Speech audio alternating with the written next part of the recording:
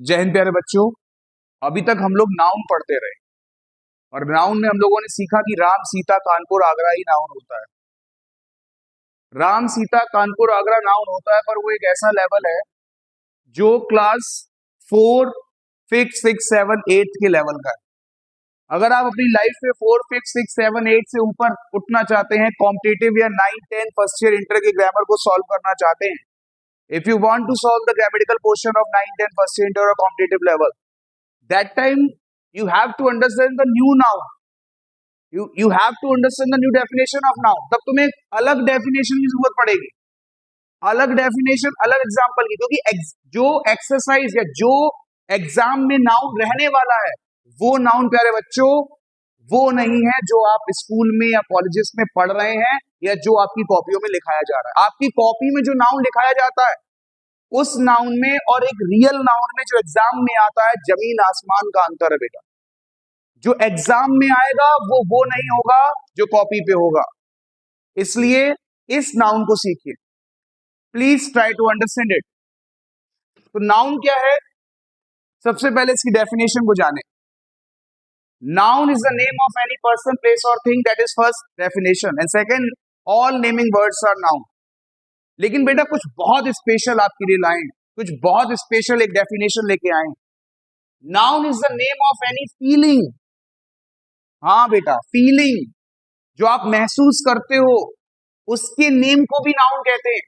कोई परिस्थिति, सिचुएशन, उसको भी नाउन कहते हैं।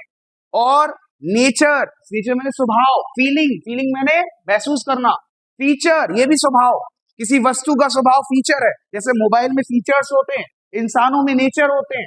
ये सब बेटा, इन सब के नाम को नाउन कहते हैं। और पता, आपने अभी तक एक चीज पढ़ी थी कि नंबर और क्वांटिटी एडजेक्टिव होता है। क्या पढ़ा था? नंबर और क्वांटिटी एडजेक्टिव होता है। हम भी यही कह रहे हैं कि कोई नंबर अगर आ जाए या कोई क्वांटिटी अगर आ जाए वो अपने बाद नाउन ले ले तो वो एडजेक्टिव होता है। कैसे? फॉर एग्जाम्पल अगर हम इसे समझने की कोशिश करें तो जैसे कि अगर लिखा है टू और टू के साथ लिखा है बॉयज, तो यहां पर टू क्या है? एडजेक्टिव है, बिल्कुल क्लियर। अगर हम कहें कोई क्वांटिटी जैसे कि सम, और इसके बाद अगर हम लिख दें सम के बाद अगर हम प्यारे बच्चों लिख दें बॉयज, तो यहां पे सम क्या है? एडजेक्टिव है। It is clear.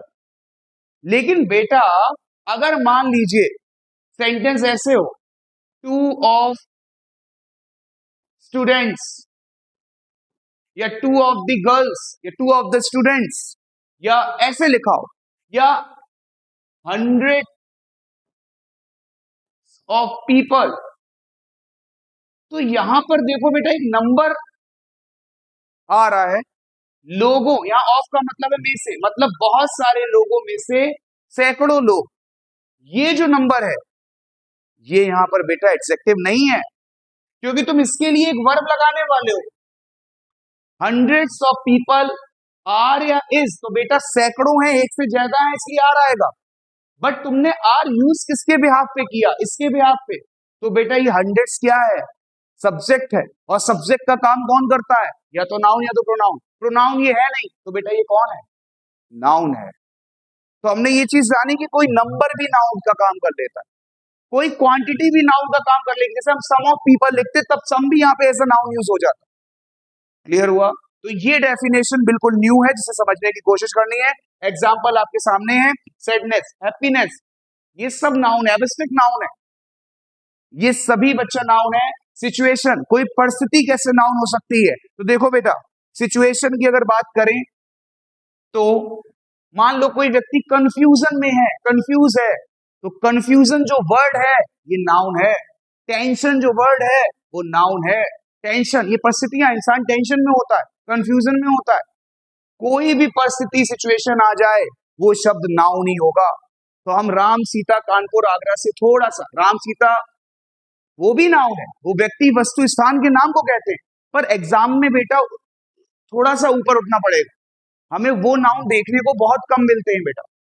नेक्स्ट है नेचर, किसी व्यक्ति का स्वभाव कैसे नाउन हो सकता है? तो बेटा मान लीजिए ऑनेस्टी, ईमानदार, ऑनेस्टी ये भी नाउन है। सिंप्लिसिटी, सिंप्लिसिटी मतलब कैसा? साधारण भाव, ये भी नाउन है। समझिए बेटा आगे। कोई नंबर या क्वांटिटी कैसे नाउन होता है अभी बताया था एग्जांपल के through. Metre, litre, kilometre, fraction. Fraction कैसे? 2/3 ऑफ माई मनी।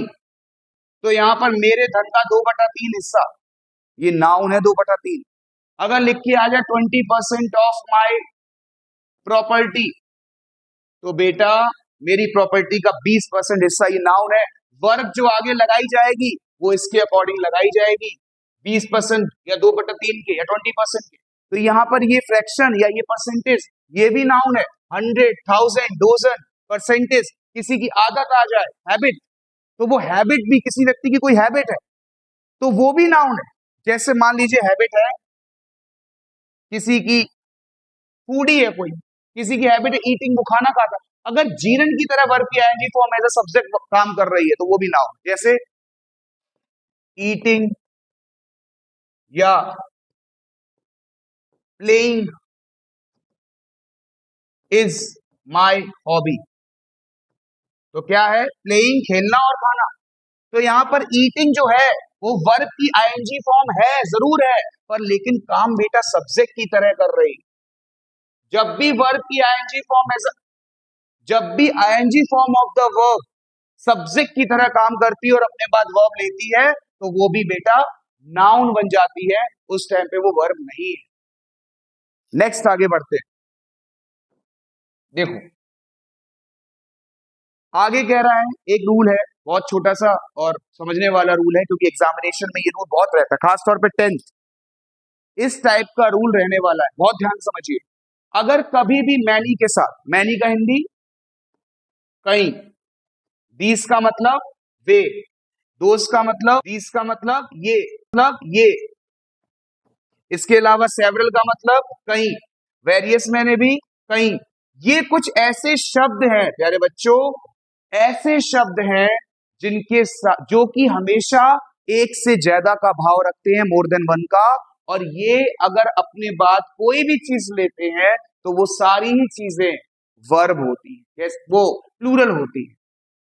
अगर इन वर्ड्स के साथ कोई भी नाउन लग के आ रहा है और उसके बाद में वर्ब आएगी तो वर्ब भी प्लूरल होगी और वो नाउन भी प्लूरल होगा।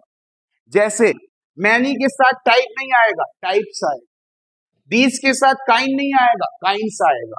वैरायटी के साथ वैरायटी नहीं आएगा, वैरायटीज आएगा। सेवरल के साथ क्लास नहीं आएगा, क्लासेस आएगा।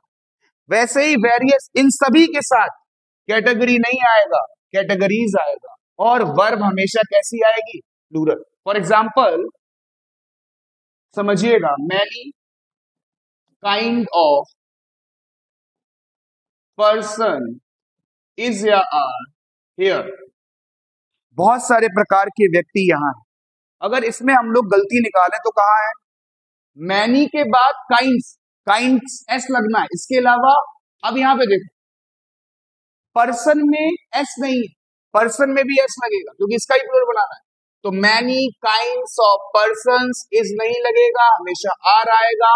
So we can understand with these words we use plural noun and plural verb. That is a topic and further topics भी आपके सामने रहेंगे। और याद रखना ये सारे टॉपिक बहुत ज्यादा इंपॉर्टेंट है for further examination of 9, 10 and all. Thank you.